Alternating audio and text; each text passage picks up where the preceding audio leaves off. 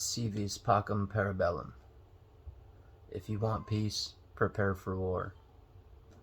An old Latin phrase that is as relevant today as it was back when it was first spoken.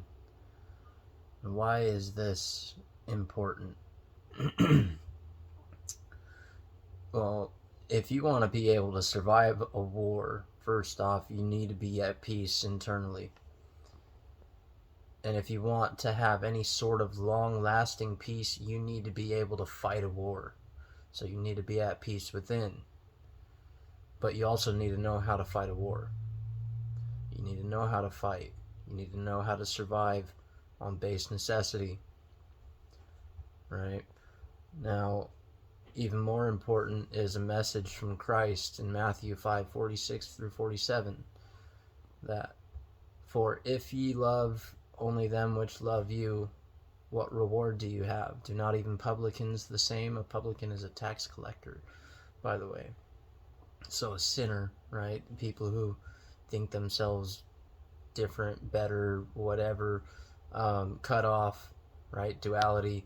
Sinner equals duality. Sin equals duality. Arrow apart from bullseye, A apart from B, I apart from you, is the definition of sin.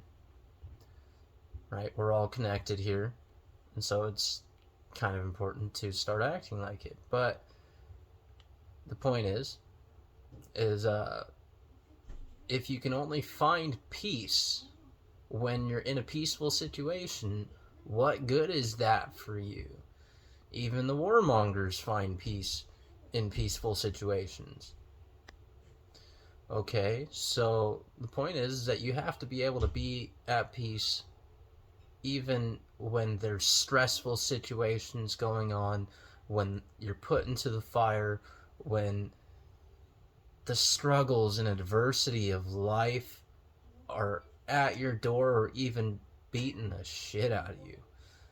You have to be able to be at peace. It's important. It's necessary for life. It's necessary to keep going. If you cannot find peace in that moment, how are you supposed to even manage? It's when you stray away from the path of peace that you start to think unclearly. When you start to drift towards that path of stressing out, that's when you start making illogical decisions. At least that's the way that I've worked in the past and the way that I've seen other people work in the past. So it's important for one to remain at peace even in the midst of the fire, even in the midst of the flooding, even in the midst of everything wrong that could possibly happen.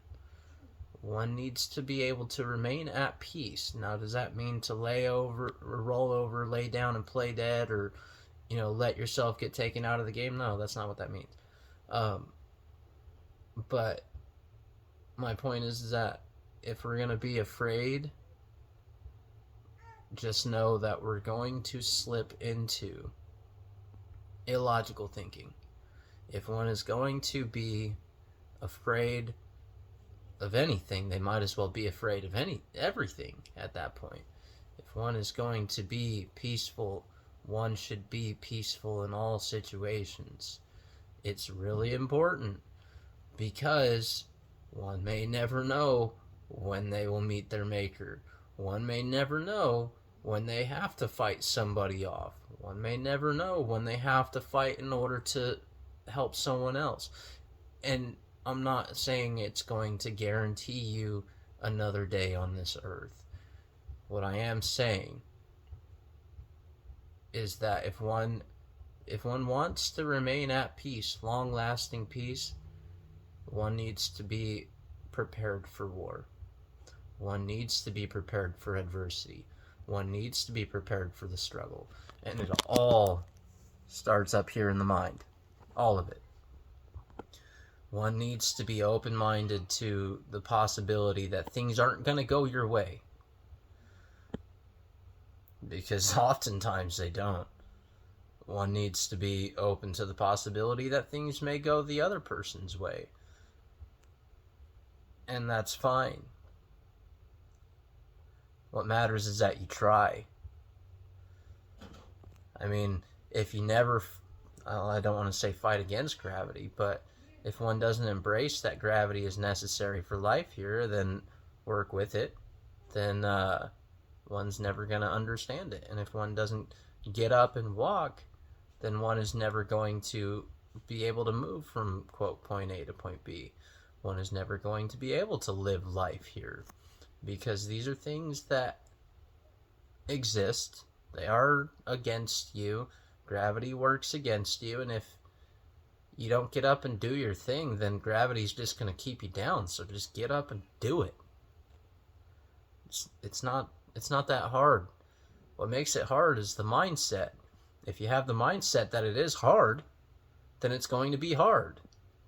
But if you walk into whatever that situation is with the mindset of thank you, thank you for this, because all it does is serve to make me stronger and grow bigger and grow even more, grow and be more fruitful and provide more for myself and my family and my friends, and be able to do all the things that I wish that I'd be able to do and help the people that I know that I need to be able to help. I mean, that's what adversity's there for.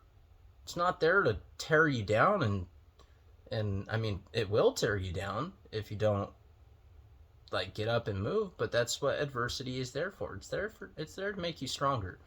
So embrace it. Embrace the struggle. Embrace the suck. That's what all the military friends that I had would repeat. I'm not saying that I was in the military. I was not in the military. My father was in the military. His father was in the military. His father was in the military, going back generations. I don't even know how many generations. I was probably the first male in countless generations on my father's side to not join the military, due to mistakes. Due to mistakes on my own part. Not that I didn't want to join the military. Of course I did, but things didn't work out that way. But the point is that they would often repeat the phrase, embrace the suck. And that would get them through that next struggle. That would get them through their next training. That would get them through whatever it was. I mean, everyone likes to watch David Goggins. Listen to what he's saying under the paradigm of embrace adversity. Watch Wes Watson and listen to what he's saying under the paradigm of embrace adversity. But it all comes back to the message of Christ anyways.